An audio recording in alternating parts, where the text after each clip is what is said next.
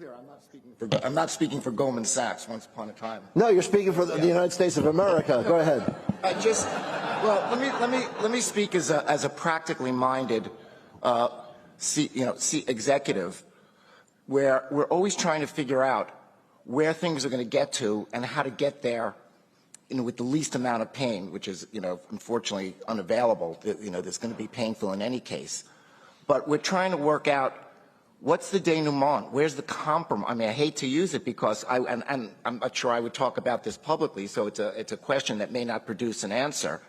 But nobody wants to see a bloody stalemate going on forever, and the uncertainties that are associated with that. We'd like to see the country rebuilt on an acceptable basis. Where are we going, and how long will it take to get there?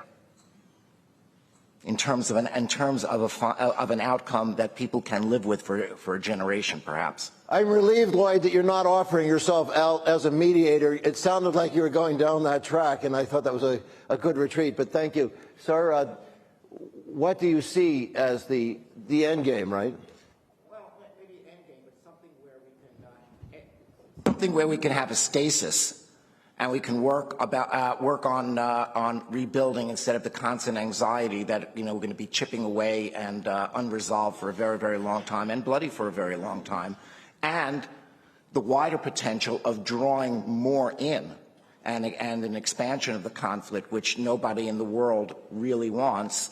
But at some point, we may become to a critical moment where events overtake our intentions.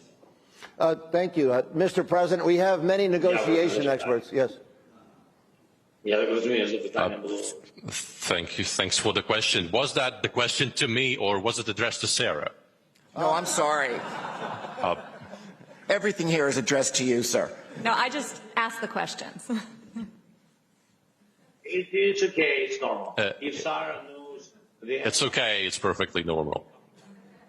If Sarah can answer the question, we are perfectly all right with that. Thanks for the question. The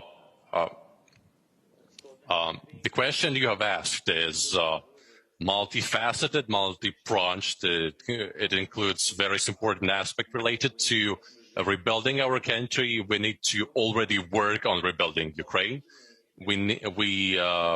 Our understanding is that it should be a powerful economic project related to bringing businesses back to Ukraine, bringing Ukrainian nationals to Ukraine, rejuvenating Ukrainian industries, different industries, in terms of digitalization, renewable economy, green renewable energy, rebuilding our infrastructure that has been damaged after Russian missile attacks. We know exactly what we need to do to deal with the challenges related to the blockage of the Black and Azov seas. We need to rebuild our port infrastructure. You can see it at the moment, how this blockage of Black and Azov seas by the Russian Federation is affecting the food security and the deficit of foodstuffs worldwide. It is going to affect many countries, but we are already poised to develop alternative infrastructure in order to provide all the necessary food to different countries to forestall famine globally. There is an ambitious plan directed to rebuilding Ukraine. It is already in the works. It is almost ready.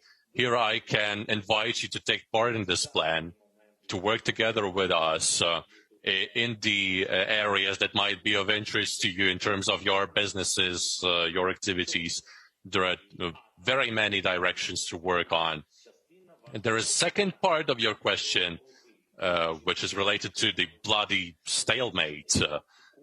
Well, here's the deal. The stalemate is bloody only when the countries are not willing to resolve the issue. Here you have two sides, Ukraine, around which the world is rallied, and the Russian Federation, which is barbarically seizing our territories. So when only one country is willing to resolve the issue, we are going to do this. the willingness of the Russian Federation to take a seat at the negotiating table to resolve the issue diplomatically without tortures is simply not possible now, because Russia can still feel its power. We need to weaken Russia, and the world is supposed to do it. We are trying to do it in a very simple way. We are trying to weaken their army by going to battle with them. We are not going to battle with them in their territory because we are not terrorists. We are an independent and fair nation, a normal nation with very adequate people. This is what we are doing on our soil. And gradually we are nudging them back. This is what we are going to do. So we cannot make any steps backwards. As for the world is capable of helping us. Sanctions, powerful sanctions, you're capable of doing it. The world is capable of doing it. We have just discussed only one aspect. When businesses are leaving Russia, and there are very many different aspects to it. The sanctions policies, if they are introduced, they are being introduced already.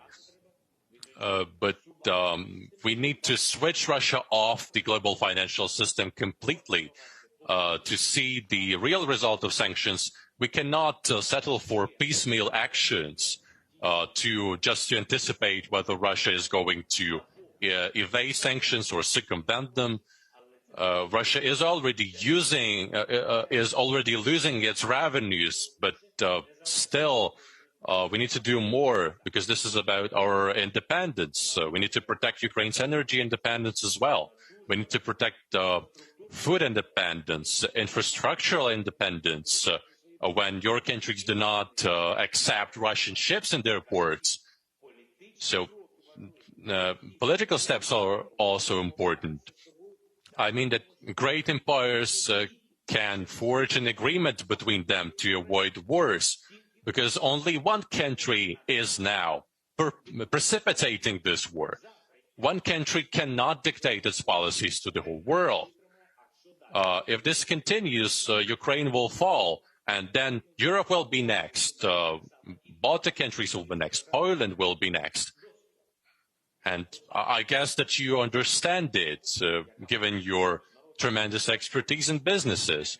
Russia has violated international laws and our sovereignty, and Russia has a great appetite, voracious appetite.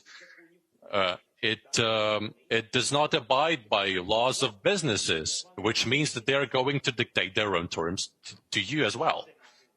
So can you really do business with Russia now?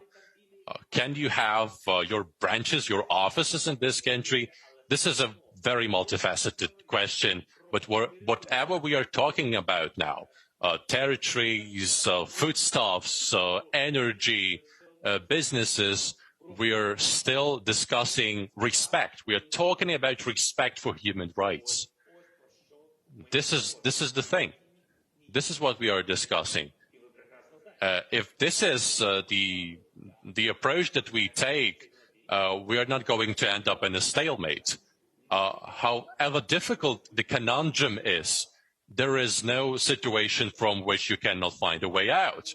We are willing to find a way out. We are willing to put an end to this war. But please understand us, not at the price of our independence. This is it.